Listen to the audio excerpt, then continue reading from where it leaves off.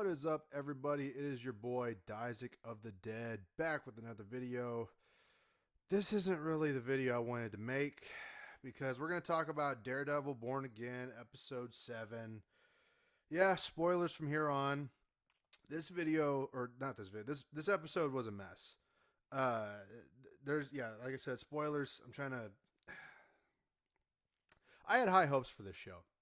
I really did. And I really shouldn't have put all my chips on it. I knew from the get go it wasn't going to be as good as the Netflix show, but at least it could still be better than anything on Disney Plus, which to be fair it is.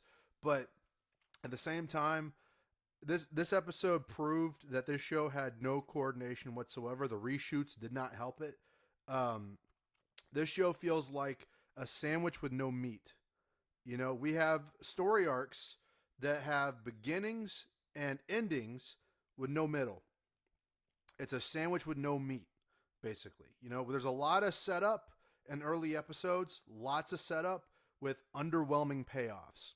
And so this episode has Matt Murdock as Daredevil, but the way they have him hide his secret identity makes it seem like everybody else around him is a fucking idiot. Like everybody else around him can't figure out that he's Daredevil.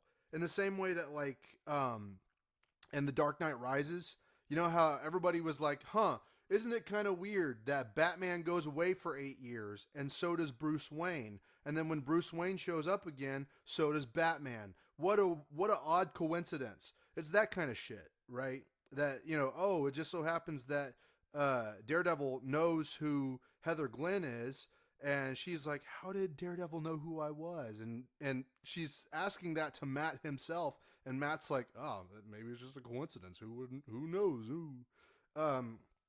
But there are so many logistical writing nightmares in this that it makes me wonder how and why somebody would have to come up with some of this stuff. Like for one thing, where characters show up in the story does not match. They don't, things don't line up on a timeline. There's no sense of time or distance, right? In this episode in particular, this episode 7, is still better than episode 5, the bank heist. That episode was so fucking garbage. But this isn't as bad as that. The fact that we are in episode 7 of 9 episodes in this season, and there's not a conclusive, we don't have an idea of where this is going. And excuse me, it doesn't feel like there's a plan. It feels like there was the reshoots took a lot of stuff out and put a lot of random shit in as well, right? We're supposedly supposed to have Bullseye come back, but there's been no lead up to Bullseye coming back in these final episodes. Kingpin is the biggest crime because Kingpin has been cucked again. I thought that they would do a little bit better without, doing him dirty, but they did him dirty again for like the third fucking time in 5 years. They hate the Kingpin for whatever reason. And I'm just sitting here, I'm like, we're still doing this. Even this far into the show, we're still doing this. And I assume Matt and Foggy and Karen will come back. They'll come back somehow. I had a feeling that Karen and Foggy would come back for season 2 because they weren't going to stick around for the entirety of season 1, but it feels contrived at this point. And the fact that you can compare it to Daredevil's seasons 1 through 3 on Netflix, motherfucker can't hold a candle. Daredevil Born Again has officially become Daredevil Afterbirth, and it's really disappointing. And it's also disappointing to hear how many people have tuned out. They're like, the ratings for this, a lot of people aren't watching, and for good reason. They don't want to see their favorite characters get, completely fucked by Disney. So I don't blame them. They're missing the action of, their characters getting stupid and cucked. And so the biggest disappointment for this episode was Muse, right? So let's get to that, because that's the main point here. It's not even worth talking about Kingpin because he sits in his mayor's office and doesn't do fuck all the entire episode. He's like, oh, I guess Daredevil's back. What are we going to do about it? Well, he doesn't really do anything until the very end of the episode. We'll get to that, but everything else, the dude just sits in his fucking office and doesn't do a goddamn thing. right? So it's not even worth talking about him. Most of the other characters, forgettable, doesn't matter. You know, I'm not invested in BB Urich. I'm not invested in James Gandolfini's son. I'm not invested in those fucking stupid side characters. I'm not really invested in Cherry, you know, or Kristen McDuffie. So let's get into it. Matt he's going around being Daredevil. He's the only thing keeping this show on its fucking feet, really.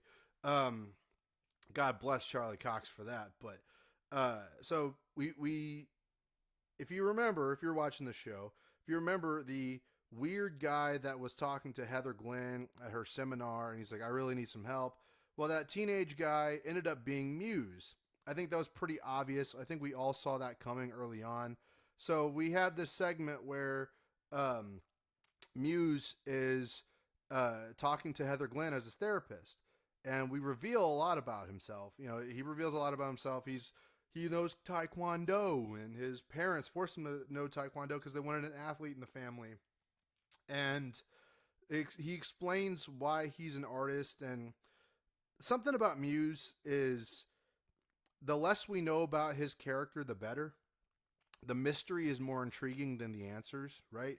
So this whole sequence is breaking the mystery of Muse, and it's kind of underwhelming.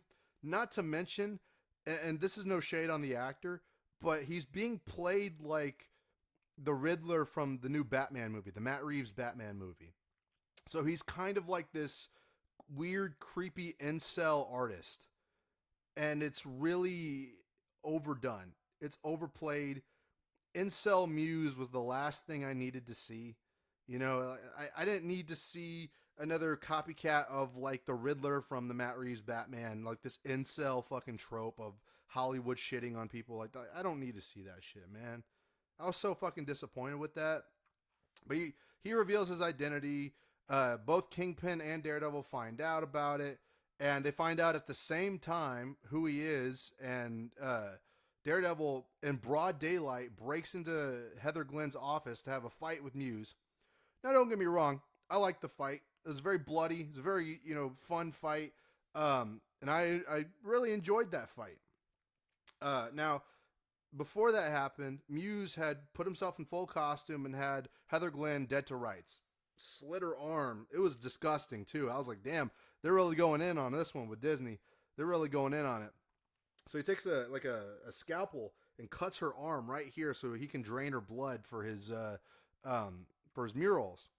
Well, she's bleeding out there, so that's a key. Just remember that. Daredevil breaks in, has a great fight scene, and it looks like he's about to win it, right? And blood's getting everywhere. It's nasty, and I was like, oh shit, this is getting rough. So as soon as Muse pulls away from Daredevil, Heather Glenn is right there to go pow pow pow pow pow pow pow when she's bleeding out and probably groggy at this point, but she puts like 6 or 7 bullet holes in Muse, and Muse is dead. Muse is dead. Just like White Tiger, this was wasted potential. If we had 13 episodes to build this up, if we had more time and more passion for this, I feel like this could have had so much more impact. But instead of making Muse an actual like good motivating villain, he was just a random incel guy that was a distraction for Daredevil. And not a good distraction, a very lame one. So Muse's secret gets exposed, the mystery is gone, the aura is gone. He was just an angry incel, and of course, Daredevil doesn't even get the kill. I know that Daredevil doesn't kill, and he's not supposed to kill, but that moment where Heather Glenn shoots him and kills him and nerfs him right there, so MCU, and I'm so fucking tired of that shit, man. I was so done with that, and it's pretty clear that she knows that Matt is Daredevil, and everybody around Daredevil is like acting like an idiot, like they don't know that a blind man is Daredevil. So the very end of the episode, Kingpin with his police force break in, Daredevil leaves, and that anti-vigilante task force takes the credit for killing Muse, so that Kingpin could finally use Muse's death as a means to get rid of vigilantes, right? So that's how the episode ends. But I'm left wondering if this is episode 7 out of 9 episodes, where the fuck are we going with this? Because this is not cohesive with anything going on right now. Like this show felt like they had a plan, then they saw the backlash, then they had the reshoots, so they tried to fix their plan, but now they don't really have a full-on plan. Where does this fit with Spider-Man Brand New Day? What a shitty fucking title. Where does this fit with Secret Wars? Where does this fit with Doomsday? Who knows? And honestly, who gives a fuck? At this point, the MCU is not worth a shit anymore, you know? It's really sad that I have to say it like this. And I'm not going to put Daredevil Born Again in the category of as bad as She-Hulk or Agatha All Along or Echo, but